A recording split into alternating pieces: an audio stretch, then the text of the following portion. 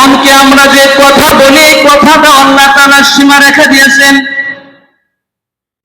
আল্লাহ রাব্বুল আলামিন আমাদের জবান দিয়েছেন, বাক শক্তি দিয়েছেন, দৃষ্টি শক্তি দিয়েছেন, শ্রবণ শক্তি দিয়েছেন, চিন্তা শক্তি দিয়েছেন। এই সব কিছুর ভিতরে ইসলামের সীমা রেখা আছে, সব কিছুর ভিতরে দিক নির্দেশনা আছে। আল্লাহ রাব্বুল আলামিন আমাকে জবান দিয়েছেন, এই জবান দ্বারা আমি যা খুশি তা আমি বলতে পারবো না। এই জবান দ্বারা আমার মনে যা আসে তা আমি বলতে পারবো না, সব কিছুই জবানে বলা যাবে না। আল্লাহ রাব্বুল আলামিন এই জবানটাকে আল্লাহ তাআলা সীমা রেখা দিয়েছেন যে তোমাকে আমি জবান দিয়েছি, তোমার জবান আছে, কথা বলার শক্তি আমি তোমাকে দিয়েছি, কিন্তু এই জবান দ্বারা তুমি যা ইচ্ছা তাই তুমি বলতে পারবা না। এই জবানের ভিতরে আল্লাহ তাআলা সীমা রেখা দিয়েছে। মিথ্যা কথা বলতে পারবা না, চুগলখড়ি করতে পারবা না, কারো গীবত করতে পারবা না, কাউকে গালিগালাজ করতে পারবা না। আল্লাহ রাব্বুল আলামিন এগুলোকে নিষেধ করে দিয়েছেন। তোমার জবানটাকে আল্লাহ তাআলা নিয়ন্ত্রণ দিয়েছেন, একটা সীমা রেখা দিয়েছেন। এই সীমানার বাইরে তুমি তোমার জবান দ্বারা কিছু বলতে পারবা না।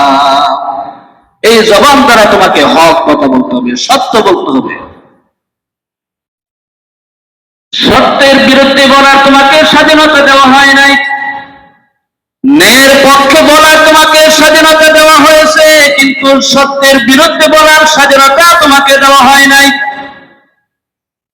সত্য কথা বলার স্বাধীনতা তোমাকে দেওয়া হয়েছে, মিথ্যা কথা বলার স্বাধীনতা তোমাকে দেওয়া হয় নাই। আল্লাহ রাব্বুল আলামিন এই জবানটাকে একটা সীমা রেখা দিয়েছেন। এই জবানটাকে তোমরা যদি কন্ট্রোল করতে পারো, নিয়ন্ত্রণ করতে পারো, তাহলে তোমাদের এই জবানটা পবিত্র থাকবে। আর যখন তোমাদের জবান পবিত্র থাকবে, তখন সেই পবিত্র জবান দিয়ে যখন তোমরা আল্লাহর কাছে দোয়া করবা, মুনাজাত করবা, দোয়া করতে দেরি হবে, আল্লাহ রাব্বুল আলামিন সাথে সাথে সেই পবিত্র জবানের দোয়া আল্লাহ তাআলা কবুল করে নিবে। এইজন্য জবানকে পবিত্র করা, জবানকে কন্ট্রোল করা। এক হাদিসের ভিতরে আল্লাহ তাআলার রাসূল বলেন, উকবা ইবনে আমির রাদিয়াল্লাহু তাআলা আনহু তিনি বর্ণনা করেন, তিনি আল্লাহ তাআলার রাসূলের কাছে জিজ্ঞাসা করেছিলেন, মান নাজাতু ইয়া রাসূলুল্লাহ, ওগো আল্লাহর নবী কিসে নাজাত পাওয়া যাবে, কিসে মুক্তি পাওয়া যাবে?